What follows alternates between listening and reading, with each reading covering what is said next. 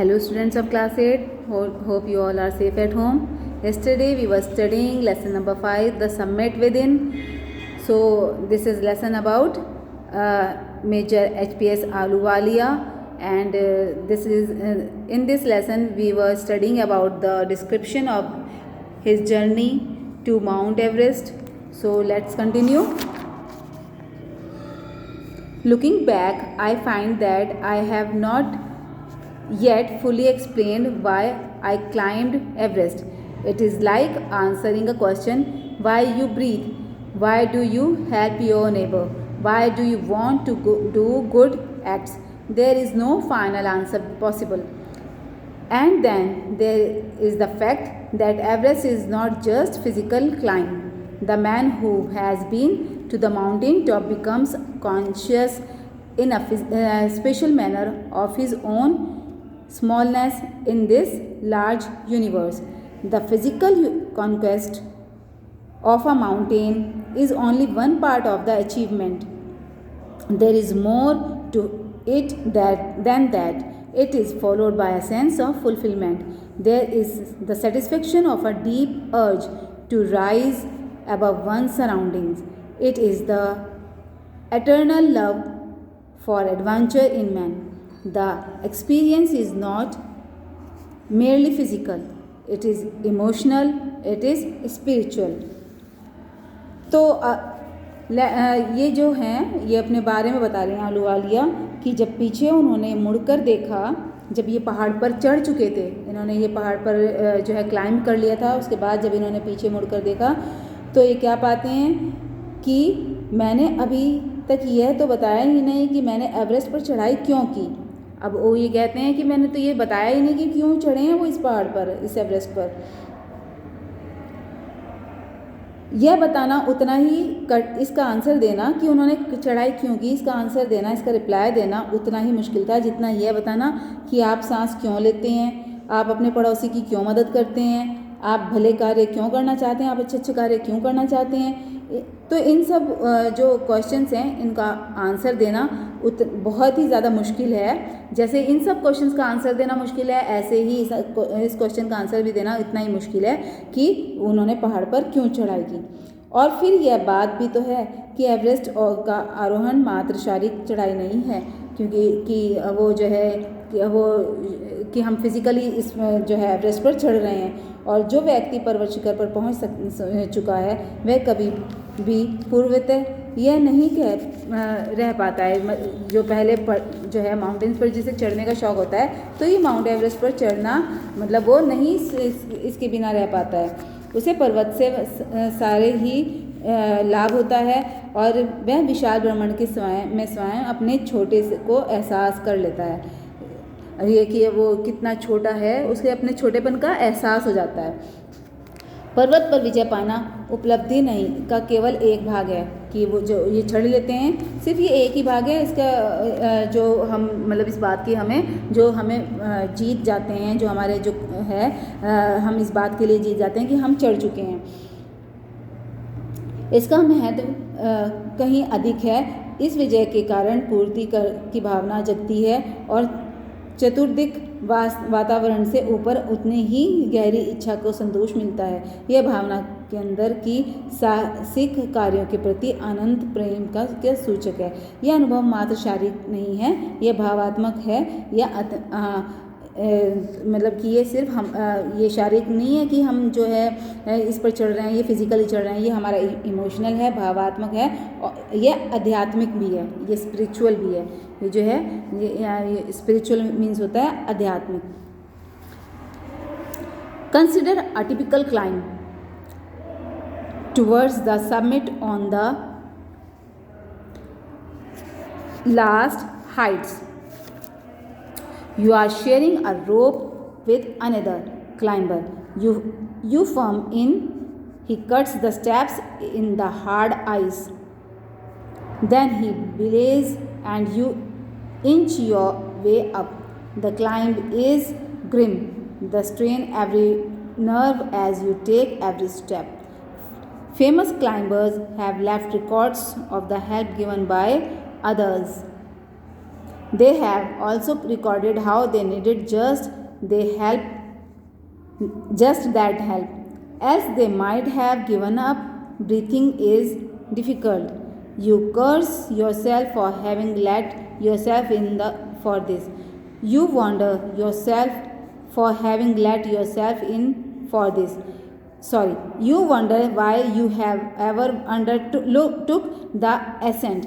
There are moments when you feel like going back. It would be sheer relief to go down instead of up. But almost at once you snap out of that mood. There is something in you that does not let you give up the struggle. Your companion keeps up with you. Just another 50 feet or 100, maybe. You ask yourself, is there no end? You look at your companion and he looks at you.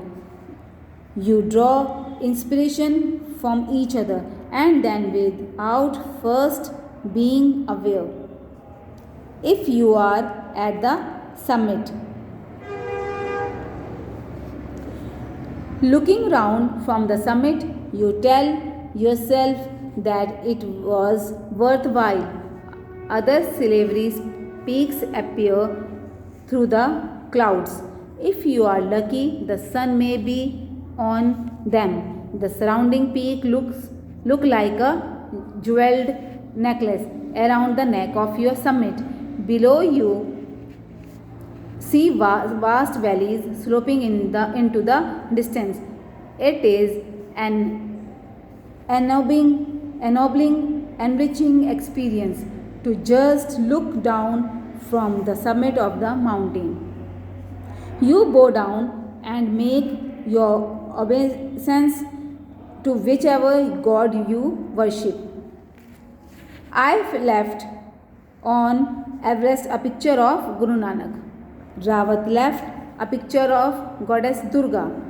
Phu Dorji left a relic of the Buddha. Edmund Hillary had buried a cross under cairn, a heap of rocks and stones. What is the meaning of cairn? A heap of rocks जो होते हैं वहाँ पर बड़े बड़े stones हैं in the snow में जो होते हैं उसमें उसको कहते हैं cairn. There are no symbols of conquest but of reverence. तो जब ये शिखर पर चढ़ाई के अंतिम प्रयास की कल्पना करो. आप किसी अन्य आरोहक के साथ रस्सा पकड़े हुए हैं. आप स्वयं वहाँ मजबूती से खड़े हो जाते हैं. दूसरा व्यक्ति सख्त बर्फ से सीढ़ियाँ काटता है, फिर वह रस्से को बांधता है. आप धीरे धीरे ऊपर चढ़ते हैं. तो ये यहाँ पर इन्होंने एक्सप्लेन यही किया है कि कैसे आप दूसरों की हेल्प से फिर ऊपर चढ़ते जाते हैं. आप अकेले नहीं जा सकते हैं, आपको किसी दूसरे की हेल्प लेनी पड़ेगी.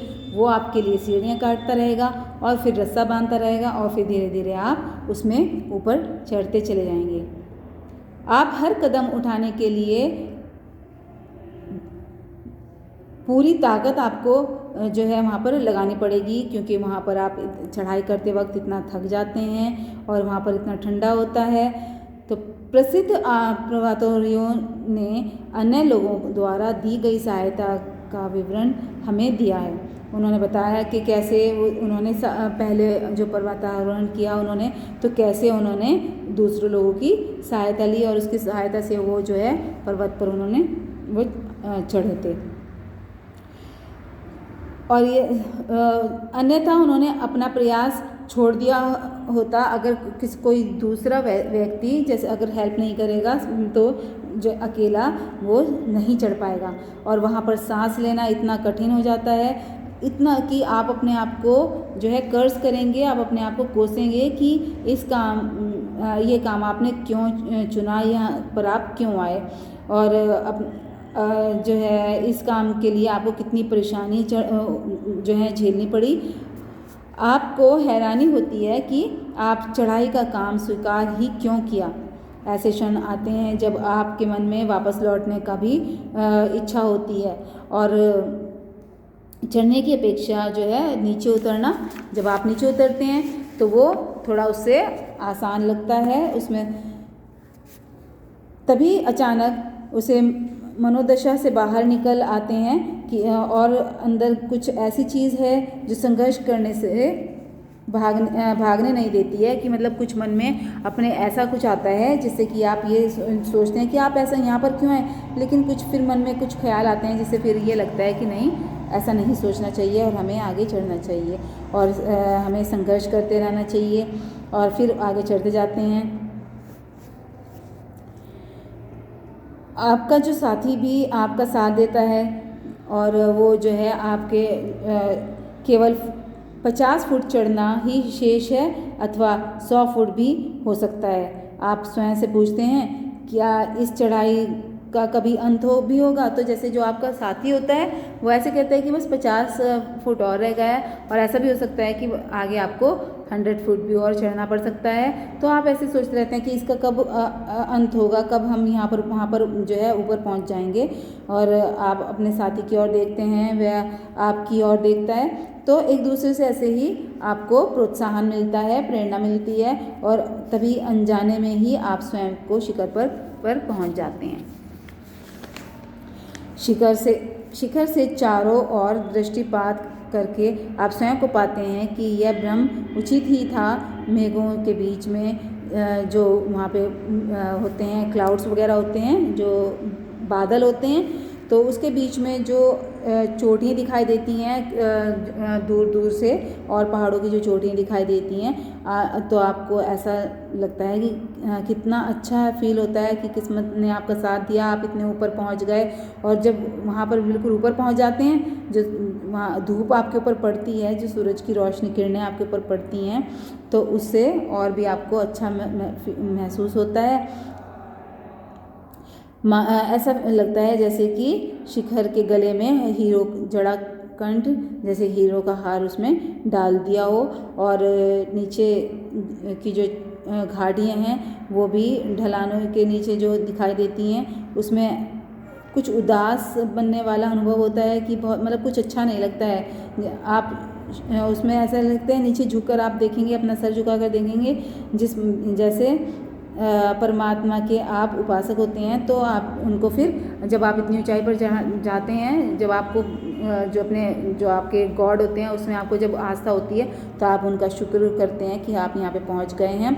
और जो वहाँ पर पहुँचा, जैसे ये थे, इन्होंने एवरेस्ट पर गुरु नानक का चित्र छोड़ा था, और जो रावत थे उन्होंने दुर्गा का रावत जो थे उन्होंने दुर्गा का गॉडेस दुर्गा जो हैं उनका वो चित्र छोड़ा था।